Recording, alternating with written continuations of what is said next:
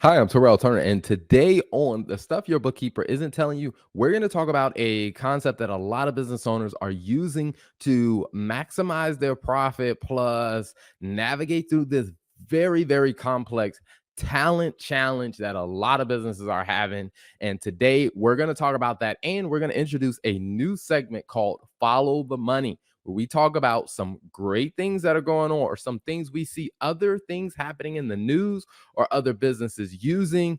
What's the money reason behind it, and how you can learn and how you can use that in your own business to help you become more profitable. So stay tuned for today's episode.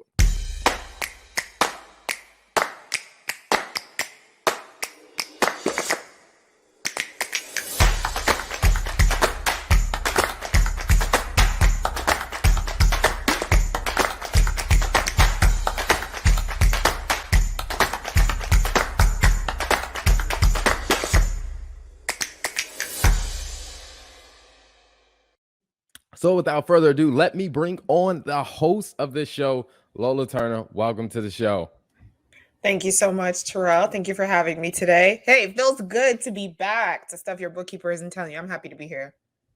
It is, and I will say is I have really enjoyed the break we've been on because we've been doing this staycation, Yes. and that has been, it's really good to take a break from all of the stuff that you're doing, all the stuff that you're managing, and to kind of get a little mental breathing room.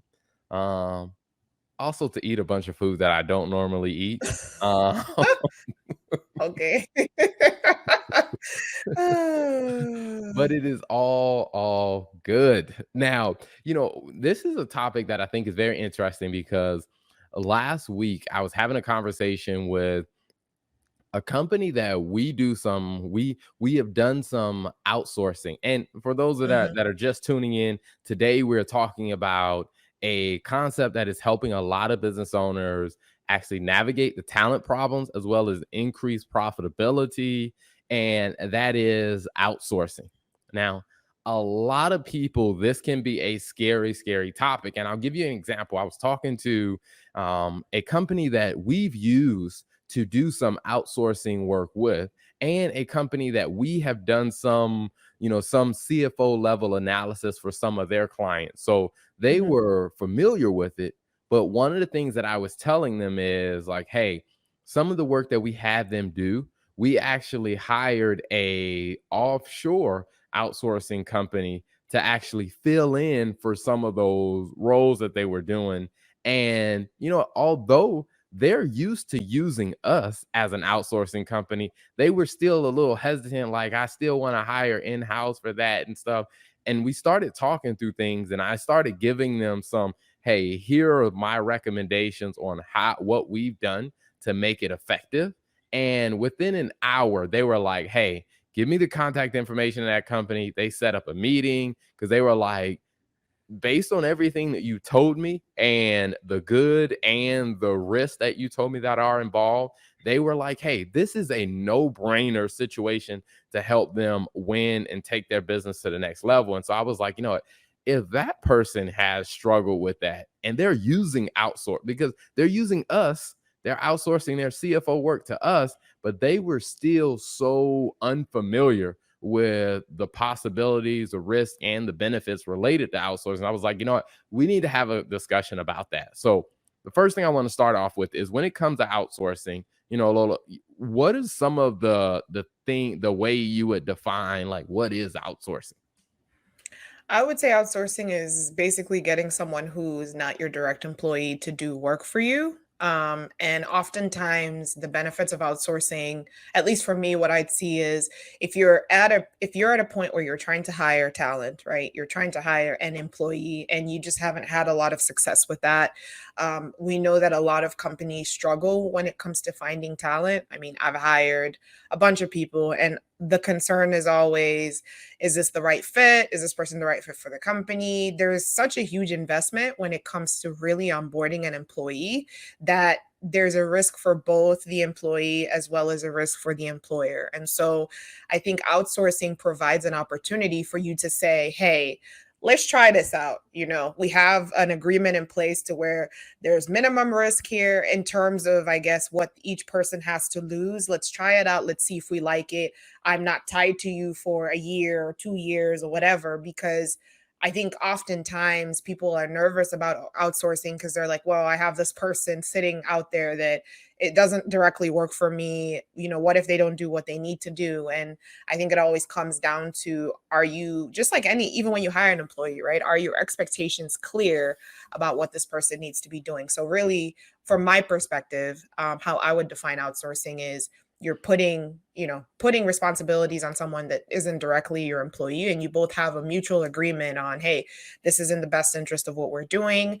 And in my view, oftentimes there's minimum risk because you're not having to invest in like health insurance and all these other things to bring this person on board. All right. So, I mean, if we take a step back, your definition is, hiring someone that doesn't directly work for you. Hmm. Now, when it comes down to that, one of the things that I hear a lot of people start to kind of ask questions about is if the person doesn't directly work for you, how in the world do you manage like their efforts? Like, how do you make sure that they stay on target? So, what have been now? I would say, don't give me your recommendations of how you do it. What have been some of the things you've heard people say about it? Because we're going to talk about the recommendation for that a little bit later. But I just want to kind of get a gauge on what have you been hearing from people when they ask questions like that. I think just daily touch bases. Like, I mean, just to take a step back for it, let me talk about my personal experience, right? Like I said, I've been in manager positions for a while now. And I've also had the opportunity to hire people specifically for the companies that I've worked for, as well as in our business. And where I've struggled has been, you're learning this person, you're bringing this person on board. And honestly, I think a lot of the feedback is, how do you navigate it? You navigate it by having clear communication. Like, that was an area where I struggled with. Like, I remember when we hired even the first, for our property, the property side of our business, when we hired a property manager, initially you were just kind of like, okay, this person doesn't directly report to you, they support you, they have a vested interest in the property doing well because they're getting a percentage of that. But I think really what I saw was a struggle is just the lack of proper communication on my end of like, hey, this is what needs to be done, this is what the expectations were. You're almost having to over communicate when you bring someone on board that isn't necessarily your direct employee, because it's very easy not to have that daily touch base. It's very easy not to have that communication of just checking in and being like, hey, this is what's happening, or hey, what's the status in this? Because that person is so used to kind of having their own business, or that person has their own business in a lot of respects. So they're running their own business. And a lot of times it's not in the back of their mind to check in with you daily to see what you're doing. And so, like, the biggest thing that I've heard is just communication, right? So, like, there's no confusion. You know what's going on. I know what's going on. You know what the expectations are. I'm very clear about what the expectations are, because I think oftentimes that's where I've seen, when it comes to just hiring someone, whether it's an employee or an outsource or a contractor, is the lack of communication just leads to more confusion in the process. Okay. So one of the things, so far what we've said is, all right, in one respect, this person doesn't work for me. Mhm. There's hey, there could be an issue with communication. Are there Mhm. any other, like, as we're kind of putting together this list of what are some of the any other concerns that you've heard people say? Sloppy work. Okay. Like, So we sloppy got work of just like, yeah, sloppy sloppy work work. of just stuff. Yeah, sloppy work. I would say just the timing of delivery. Okay. Stuff being Timing done is off. late. And then I think maybe also just like not doing it this is something I hear a lot. They can't do it the way that I want them to do it. So, like, there's Okay. that sense of like control of like, it has to be done this way and that person can't do it the way that I want it done. Okay. All right. And I've also heard some people say like, "Hey, if we outsource, like this person won't be because they don't work for us." Like, there Mhm. may be a cultural issue. I mean, as far as like the workplace, the culture of the workplace. Like they may not feel like they're part of the team. We're trying to build a team environment, and if they're outsourced, Mhm. they won't necessarily feel like a team. And then I often heard people say things as far as, what if I need that person to do more than what the contract says? Like, what if the nature of what they're doing changes? Because with an employee, people feel like they have that flexibility. Now, I'll give you my opinion on that. I often think, me personally, I think that a lot of people they end up abusing that flex or this perceived flexibility with their Agree. employees, where they give Mhm. these vague instructions and they just keep stretching and stretching and stretching that person's job until that person breaks or until that person quits or until that Leaves, exactly. person does whatever. I have so many opinions. Like I have a whole charade, like just a whole set of opinions on that, but I don't want to get like sidetracked. But I think that's one of the reasons in corporate roles where like it's so vague. Support P&L, monthly reporting. Like okay, like what the heck is that?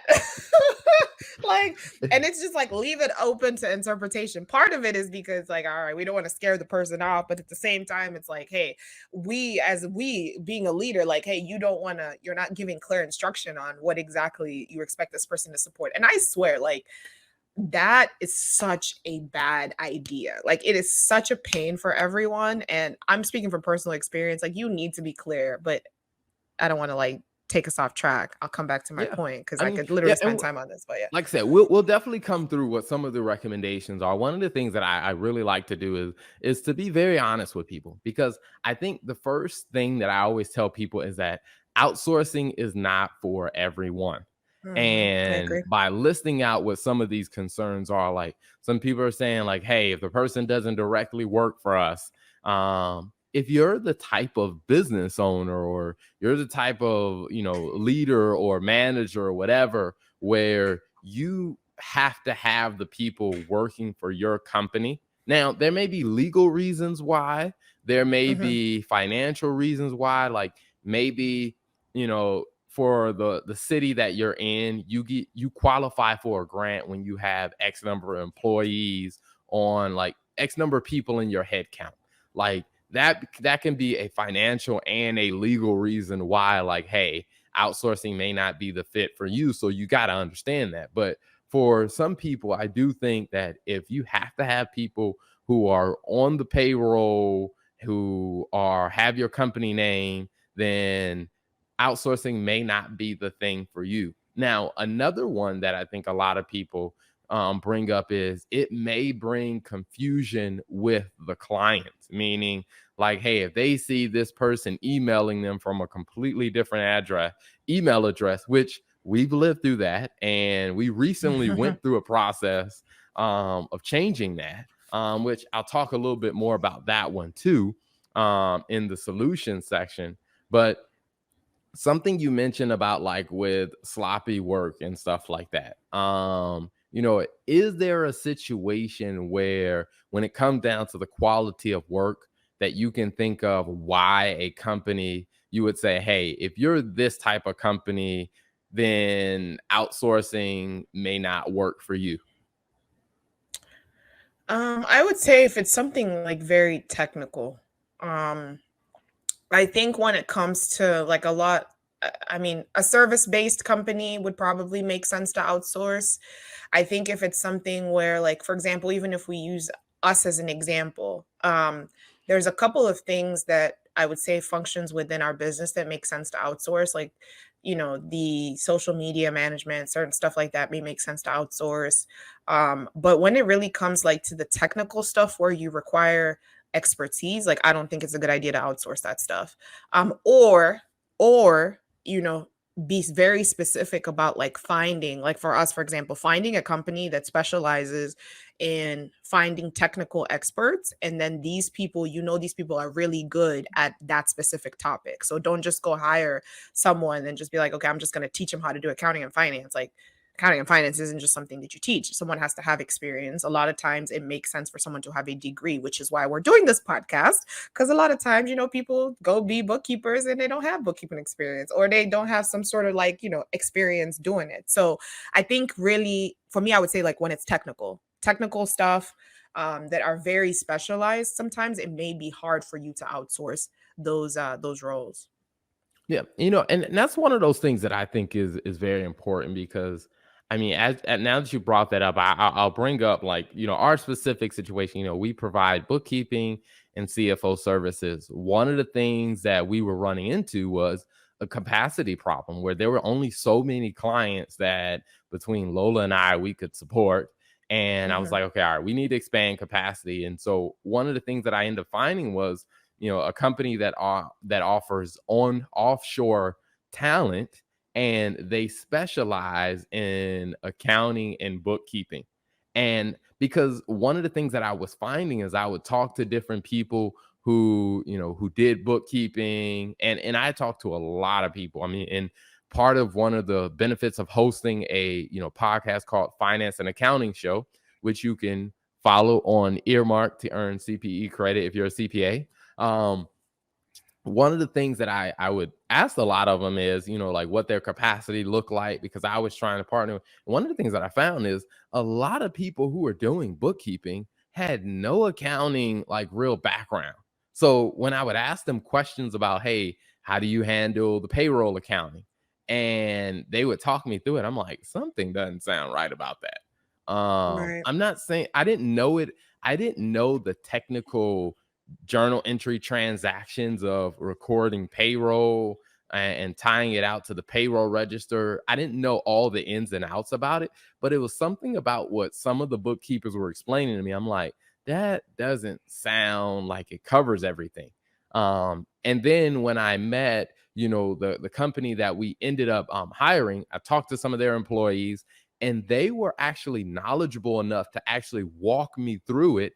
And what they did, I could tie it back to the payroll register and the document to where I'm like, okay, all right, this group of people, they have the skill set to be able to do the job. Like they had the technical skill set to where we got to a point where I felt more comfortable that, hey, you know what, this is now something we can outsource because we found someone who has the technical skill set that can actually deliver a quality product. So I think your point is amazing on that aspect. Yeah, and I think when I also think about the like just bookkeeping and outsourcing, I think a lot of times people think about like bookkeeping as, and I think it goes both ways. Like it goes on the end of the customer, so the client, as well as the person that's offering the services. I think really you have to think about for your service or what it is that you're trying to outsource, what does good and great look like, right? So, like for example, for us, really our, I guess, selling point, or what do you like to call it, like product differentiation or service differentiation, is the expertise that comes with working for Fortune 500 companies, and having experience with doing raising capital and all those things. Like there's multiple things that set us apart. And I think it's really understanding like where does the outsourcing function fit into and help with the process that you need in your business. It doesn't mean that this person needs to like understand every single thing and every single aspect of your business. It just means that they have to be really, really good at that support or that piece in the process where you need them. And like in our case, the company and the team that we work with, they are really, really, really good at the transactional bookkeeping portion of their job. And that's exactly what we need, because then we can focus more on the strategy and focus more on the analysis and focus more on kind of where our expertise is. And I think it's really just understanding. I think that's really been the game changer for us, is just understanding you're not expecting this person to be able to know every single thing. From you don't expect this person necessarily a CPA, because sometimes CPAs don't know anything about finance. Like you're expecting this person to really come in that process that you have them, and they need to be able to do that process really, really well. And then you can focus on where you excel. And I think that's really what makes it I guess, partnership when it comes to outsourcing. Yeah. And that's been an interesting thing for us because I was explaining this to someone recently. I was like, we are a bookkeeping and accounting firm that law firms and agencies and a couple other service-based businesses, like they outsource. So let's say a law firm outsources their accounting work to us, And then we also have partnerships with people who are doing specific tasks, like some of the back end bookkeeping. Like we have a company that we partner with where they handle some of those detailed back end bookkeeping. We do a lot of the analysis and confirming, making sure that, hey, the financials make sense and translating that information so that our clients, the law firms, are not only just getting financial statements, but they're getting relevant insight that's going to help them Mhm. make better decisions. And so one Mhm. of the things that I explain to a lot of law firms, or that you and I, we explain to different clients, is having, you could hire in-house, you can hire an accountant in-house to do your, your bookkeeping and your accounting.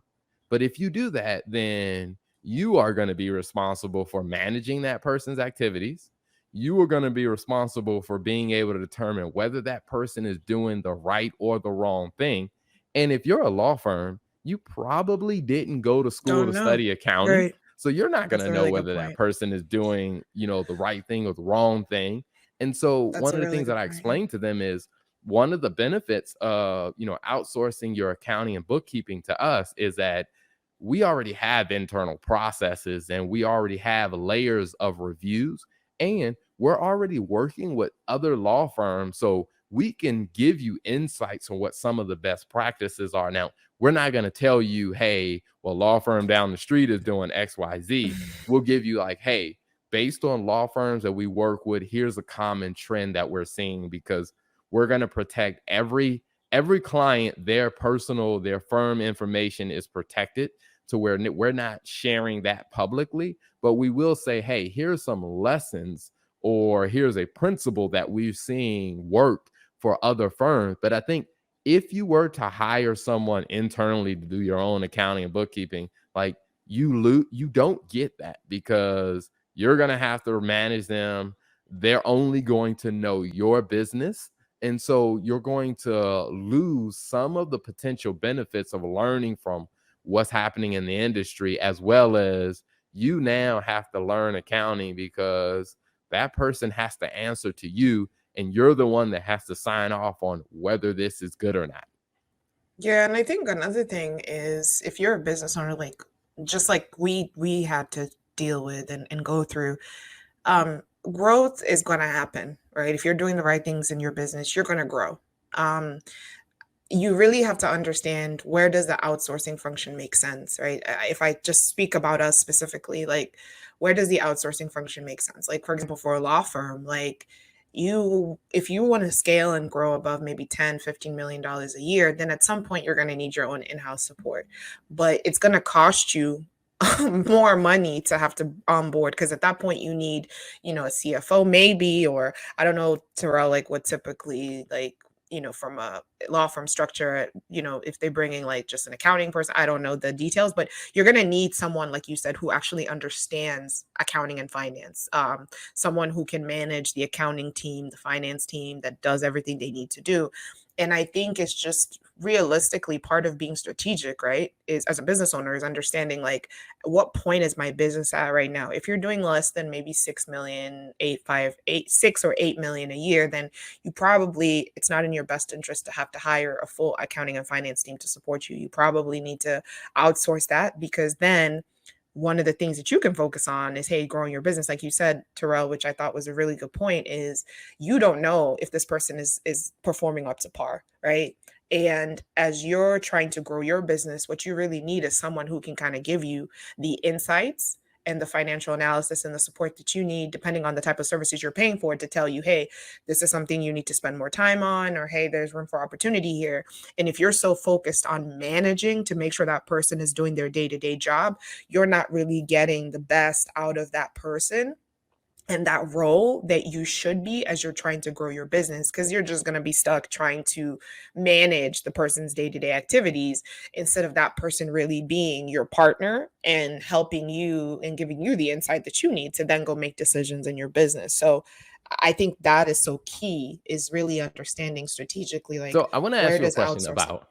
I want to ask you a question about your experience when you talk about that we brought up the point about managing person's activity. So as a person who has hired people, working in corporate America in accounting and finance, What has that process been like? I mean, as far as you managing their efforts, like how much did you have to understand about what they were supposed to do and the technical skills of finance and accounting to be able to effectively manage them? I had to understand the whole thing. Like, I had to be able to do their job and my job as well, because one of the things about hiring people is I've always heard people say this, like, if you can't explain something to someone, like, easily, then you probably don't know it well enough, right? So, part of the thing as a leader is when you're bringing someone in, or even as a business owner, when you're bringing someone in, you need to be able to explain to them, like, "This is what you need to do. This is the big picture. This is why we're doing what we're doing." And so for me, I would say the biggest challenge was when I didn't understand the big picture, right? So the more experience that I had, the more time that I had, the easier it was for me to say, hey, when I look at what you're doing as a function, or when I look at your responsibilities, like how does this connect to the overall picture of what the business needs? And if you bring someone in that's like a senior accountant, or a senior, like a financial analyst, they just don't have that experience to ask the right questions to say, okay, I'm coming into this new role. I'm supporting this law firm. I've been hired on this law firm. Like, hey, what are some of the key KPIs I need to be mindful of, right? Like, what are some of the strategies that are focused, that the business is focusing on right now, and how can I help support those? Like, it comes with experience and knowledge and time. So for me, my biggest thing was where I spent most of my time with my team was, this is what you're doing. This is how it connects to the big picture. This is why you're doing what you're doing. Because once they understood why they were doing what they were doing, they were better able to support the business. And that just comes with experience and time. So if you're hiring a senior financial analyst, they know these are the 5 things I have to do this month, but a lot of times they don't have the, unless they've had someone develop and train that skill in them and have had the experience, they don't have the right expertise to ask those kind of questions that they need to be asking to better support your business. Gotcha, gotcha. No, that's a really good point because I mean, I would say the same on, when it comes down to hiring someone is I'm Mhm. curious what your experience has been is like how much of your time was spent really guiding them through what they need to do versus being able to have time to focus on what you do well. Ooh, that's good. So I would say, and I think like at this point, like, I'm just gonna jump into it. Like, I think for me, the biggest differentiator was hiring someone without having a solid process in place and hiring someone with a solid process in place, night and day. And by that I mean, like, clearly defining, like, this person that I'm hiring, what do I want them to actually do? And where does that fit into what I need them to do? Versus, I just need a, we have, my team is overstaffed or overloaded. There's too much work. I just need to bring someone in to help ease the burden. We have a lot. People are working crazy hours. Like, I just need to bring someone in. Making the decision to bring someone in without even clearly defining what that person was going to do, nightmare, right? Like, because then you bring the person in and you're really having to almost do the on the job training at the time. Like, okay, month end close, all right, take this from this person, do this here. So I really think that understanding of, like, okay, what exactly is this person going to do, and having a clear identification of the process is really what made a big difference for me. Because when I didn't have that, I was almost like just winging it. Like, okay, so today this is what you're gonna learn. just follow me and do Mhm. this. Like, I knew that there was a So need So on the so I team, guess but I just wasn't probably with supporting that, it. like, how much of your time if you had to estimate it, how much of your time how much of your day was spent, working on how do I either give them the right resources or how do I give them the right information? Like, how much of your time was spent guiding them versus actually just doing your specific job? In the beginning, I would say probably like 80%. So like for the first couple of weeks, right? 80, or maybe first week, 80%. Eventually it reduced, but I think it only reduced because it was like, all right, baptism by fire, go figure it out after the first week, because I don't have the bandwidth like to help you do this for, 4 weeks. But as opposed to like when I had a key process in place, I was able to be like, hey, this is the process. These are the videos. This is how you do your job. This is what you need to do. These are the people you need to talk to. Go do it. And then if you have questions, come back to me. And then I schedule specific, days to touch point, or, Gotcha. some time. But yeah. So 80% of your job. So I mean, let's say, had that person had no accounting and finance experience, how much time do you think it would have taken for you to train them and to guide them to get good at the job.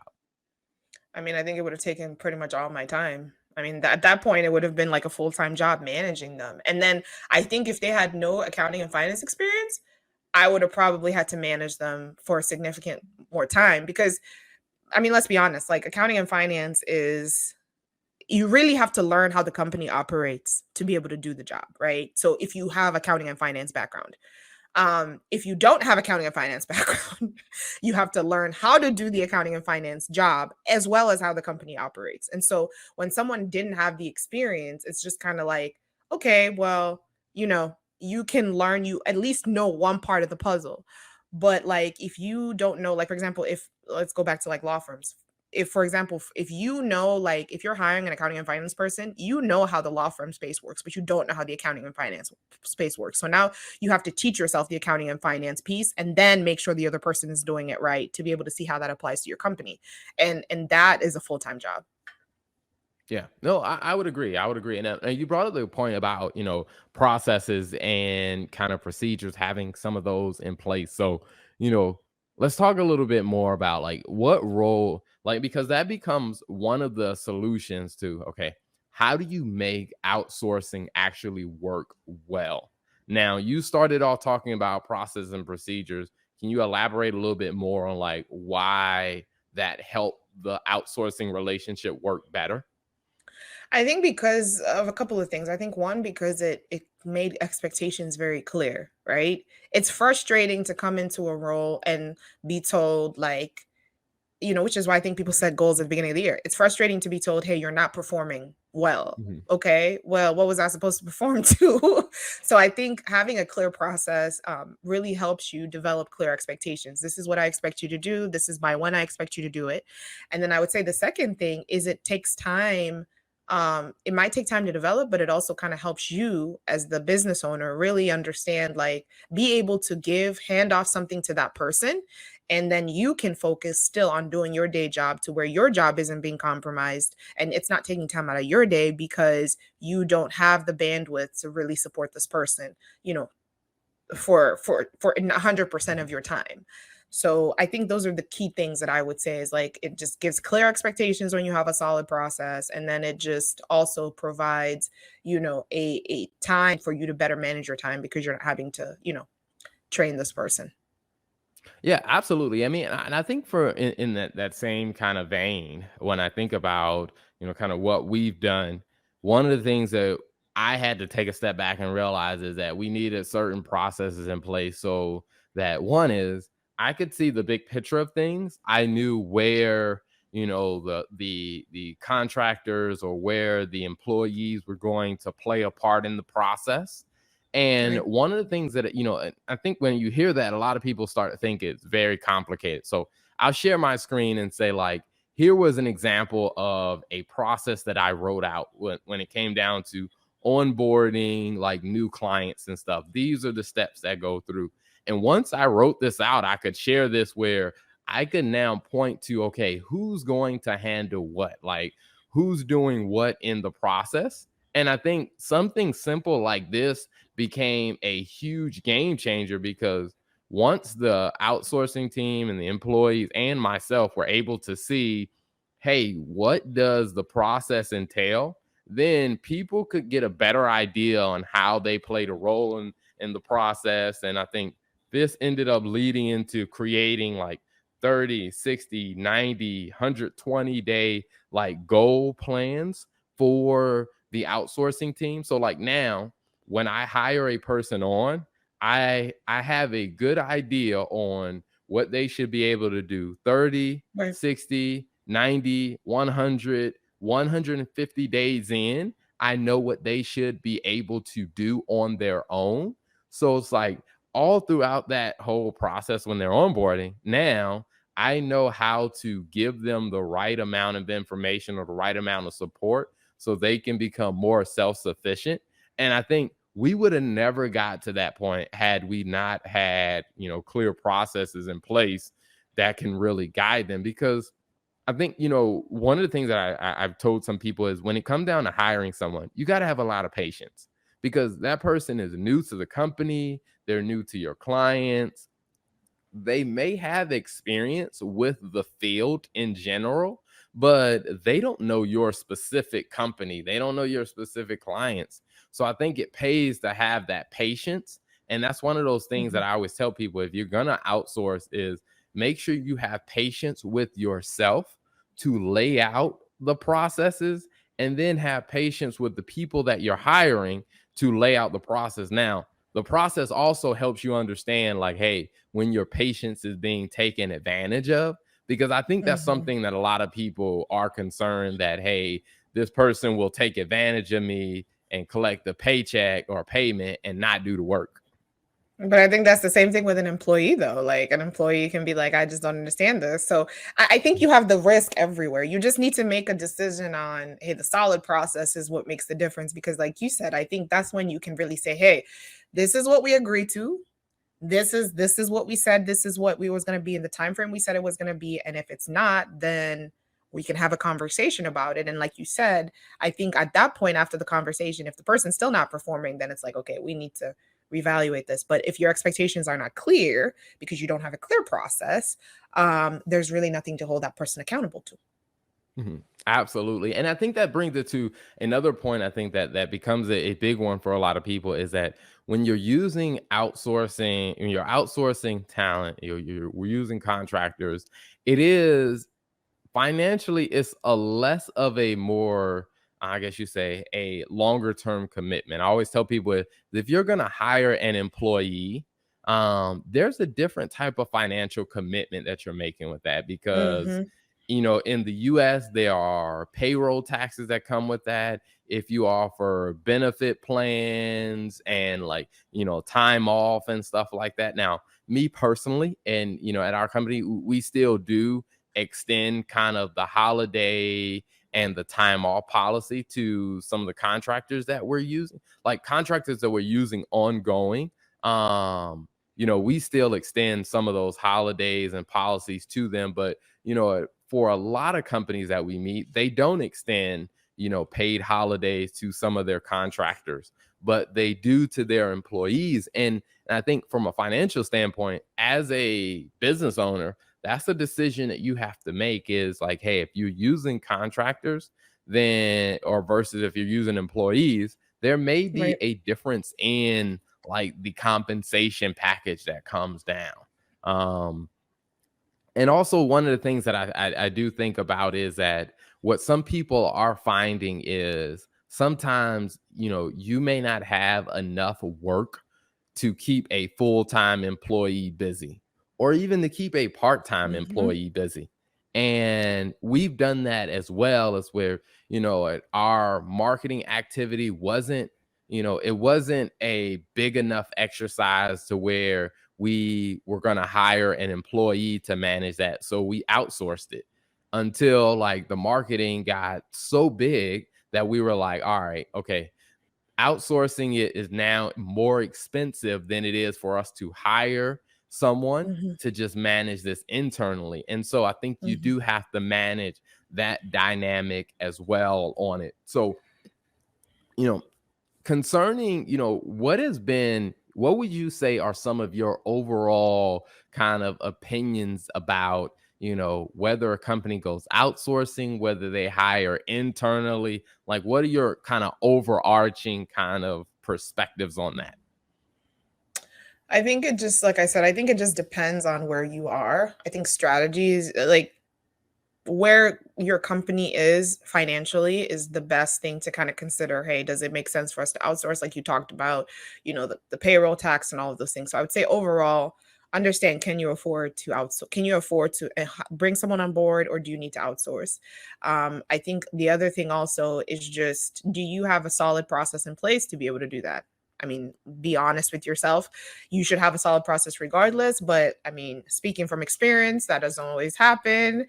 And so I would say those are kind of the two bigger things. Like, does it make sense for your cash flow like you said, at some point it costs you more money to outsource versus just bring someone in on board when the I guess the workload is higher than, what you have seen in the past. And so I would really think is just monitoring those things. I think also a lot of times the some of the easier tasks, like this is one thing I had to learn with our marketing. Some of the easier tasks that I enjoyed doing were not necessarily the best use of my time, but I enjoyed doing them. I kind of had to let go of those things, and realize, like, and this is something that we've talked about in other episodes when it comes to profitability. What is your time as a business owner worth, right? What was my time worth? My time was worth, I don't know, more valuable than maybe like an admin, and not in a condescending way, just in the sense of like the technical expertise that I have, right? So would you rather spend your time, if you are, like, for example, a lawyer, would you rather spend your time billing clients when you have more bandwidth to take on more cases, or you have more bandwidth to meet and consult with potential clients? Like, your time is more valuable spent consulting with clients, because at the end of the day, that's what's going to generate the revenue for your business. And so I think, really understanding, like, are you spending your time on things that are not necessarily value add, or are value add, but you're just doing it because you enjoy it, when your time can be better spent on things that are going to generate revenue for your business? And that's something I personally had to learn, and kind of relinquish some of those like marketing activities, and because I have a very, I guess, creative side of things, and it's like, okay, this is now where my time is spent. I don't even spend 5 hours creating flyers and doing like podcast stuff. Like, hey, it's probably a good idea to outsource that, because my time is better spent doing other things. So I'm learning, and I think that's just important. It's something that's important to, for any business owner to learn how to do and determine. Absolutely. I would definitely agree. I mean, I think overall, outsourcing is something that every company should really take a look at. I mean, and Mhm. and it may not be a strategy that they use forever, but it could be a strategy that helps them get from from one phase to the next in their business, especially when it comes down to a cash flow standpoint, because you may not have the internal clientele or the volume of clients or volume of revenue to support hiring a person full time, to where you may need to use contractors for a little bit of time until you can get the revenue to a point where it financially makes sense for the business, or even just operationally there's enough work for a full-time or part-time person to do. And I think it could be a great strategy overall.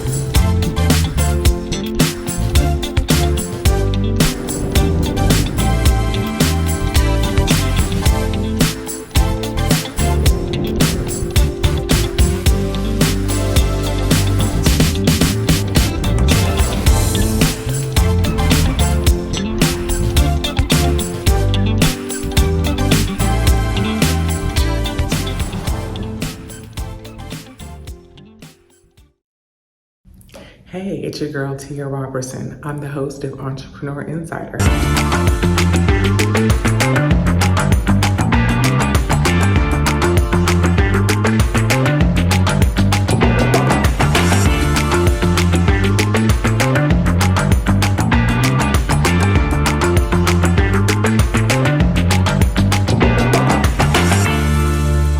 Right here on IETV every Thursday at 6 p.m. Eastern for entrepreneurs and news that you need to know about. See you there.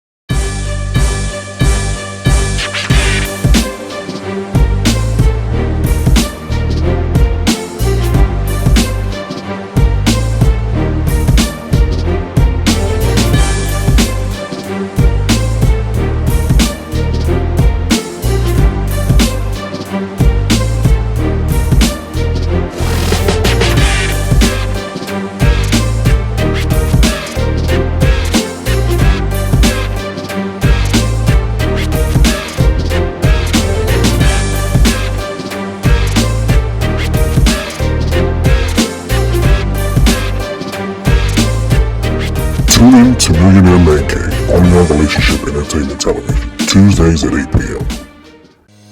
This is Tyron and Nicole with your weekly RATV news break. Each Thursday at 12 noon Eastern, we'll come to you with the latest news, trends, and more with a positive spin. We know there's a lot of positive news that doesn't get reported, but we want to give you the opportunity to share your story here on RATV.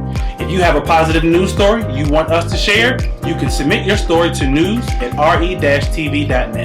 Don't forget to subscribe to the Relationship Entertainment Television YouTube channel. Download the new RATV Live app on your mobile device and follow Relationship Entertainment Television on your favorite social media platform. Don't forget, make sure you tune into the RATV News Break each Thursday at 12 p.m. Eastern. Until then, be blessed and be great.